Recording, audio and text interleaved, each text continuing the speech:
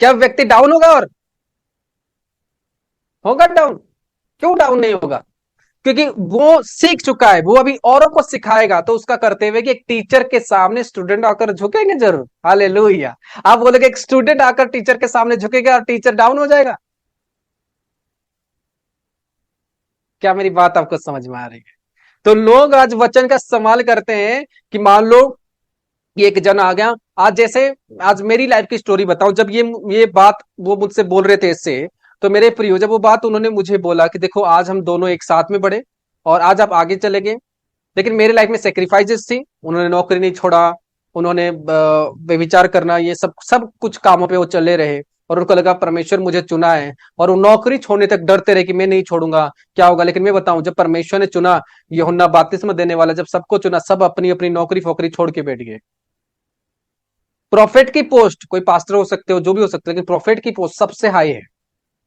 आपको सब कुछ छोड़ना होगा, आगे नहीं। मुझे आपको पता है मेरे प्रियो, मैं अब तक पास्टर की टीचिंग नहीं दिया। जब टीचिंग दूंगा आप लोग सुनोगे और देखोगे कि क्या क्या मतलब होती है रूल एक स्पिरिचुअल ब्लेसिंग लेने के लिए। हालेलुया। समझ में आ रही मेरी बात? स्पिरिचुअल्स कुछ रूल्स है। पहले मैं इसको क्लोज करूं, उसके बाद स्पिरिचुअल्स के बारे में आपको थोड़ा बताऊंगा।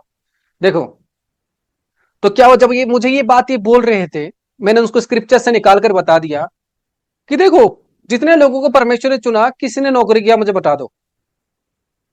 जितने लोगों को अपोस्टल परमेश्वर 12 चेले को, उसको बोला अभी मछली पकड़ रहा है अभी छोड़, कोई चुंगी ले रहा था अभी छोड़। एक उसमें से एक धनवान व्यक्ति आता है, यीशु बोलता है कि प्रभु मैं तेरे पीछे चलूंगा।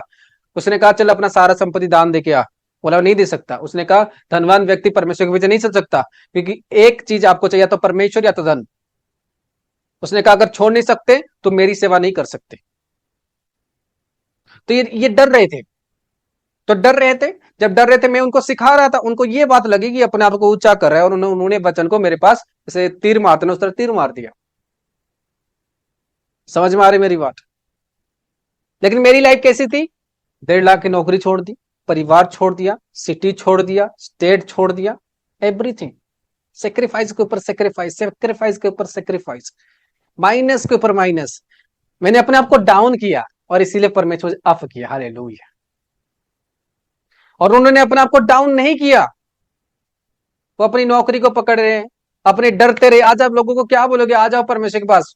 हाँ, क्या बोलोगे? आपके अंदर तो डर है, आपको लग रहा है मेरी लाइफ पर परमेश्वर काम नहीं कर सकते। कहा उसने कहा अगर तेरे काम सही है, अगर तू मेरी राह पर चल रहा है, अगर तेरे काम सही है, तो तेरी लाइफ की जो जरूरत है मैं उसे पूरा करूंगा। हालेलुया।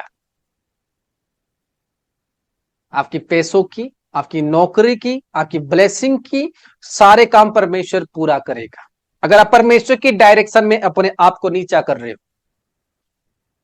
मैंने कहा उन्होंने वचन तो बोला, लेकिन अपने फायदे के हिसाब से बोला, लेकिन असली मीनिंग वचन की ये थी कि दूसरा आदमी जो वो बोल रहे थे, वो अपने नीचा कर चुका था, अभी वो नहीं होगा। और अगर आज मैं अपने आप को ऊंचा करके बोल रहा हूं कि मैंने ये किया, आज परमेश्वर मुझे ये टीचिंग दिया, ये दिया है, तो ये परमेश्वर मुझे दिया है, और मैं बोलूंगा जैसे यीशु मसीह ने कहा कि मेरे पर विश्वास करो तुम उद्धार पाओगे।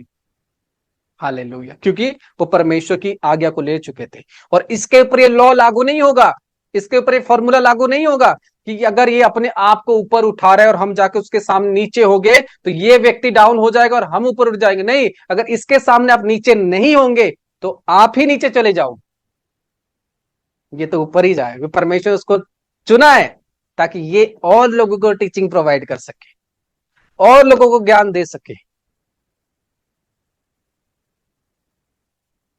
क्या मेरी बात आप समझ रहे हो? हालेलुया। इससे क्या समझ रहे हो कि लोग आज वचन को जिस तरह से इस्तेमाल करते हैं, वो रॉन्ग वे से लोग आज वचन को इस्तेमाल करते हैं। वो अपनी फायदे के लिए, अपनी सेल्फ के लिए उसको प्रचार करते हैं, अपनी सेल्फ के लिए उसको इस्तेमाल करते हैं।